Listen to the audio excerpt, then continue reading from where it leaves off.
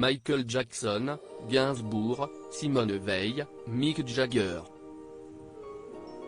Autant d'icônes que Régine a eu l'occasion de croiser et qu'elle évoque aujourd'hui dans une nouvelle autobiographie intitulée Gueule de nuit, édition Flammarion. Un ouvrage qui prend la forme d'une galerie de portraits riches en anecdotes sur des stars aussi bien françaises qu'internationales. L'un des premiers chapitres rompt une promesse faite à Johnny Hallyday en 1960. J'ai décidé aujourd'hui de rompre ce serment pour que la légende de ce monstre sacré soit encore plus belle, explique TL, près d'un an après la mort du rocker. Ce dernier a toujours clamé n'avoir jamais rencontré Elvis Presley, son icône. Mais Régine révèle avoir présenté la légende du rock à son pendant francophone. Alors âgé de 25 ans, le King effectuait son service militaire en Allemagne et a profité d'une permission de quelques jours pour venir s'encanailler à Paris.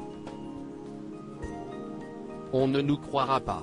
La rencontre, tout aussi impromptue que secrète, ne s'est pas déroulée dans un des clubs de Régine, mais à la Calavado, un autre club huppé de Paris à cette époque.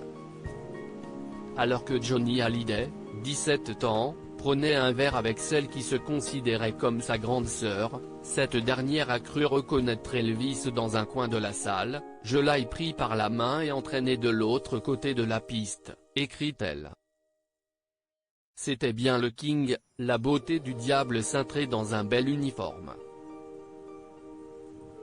Régine est alors allée à sa rencontre en lui présentant le jeune rocker français. Il a souri, puis a tendu la main à Johnny, rouge comme une pivoine, le gratifiant d'un goût de Luck Kid. Mais cette rencontre avec son idole aurait particulièrement bouleversé Johnny Hallyday, qui aurait dit à Régine dans la foulée « J'étais tétanisé, pétrifié. Promets-moi surtout de ne rien dire à personne, car on ne nous croira pas. » Mais pourquoi donc un tel secret autour de cette rencontre? Comme l'a récemment expliqué l'interprète de 88 ans à l'AFP, à l'époque, Johnny avait peur d'être accusé de copier le style Presley.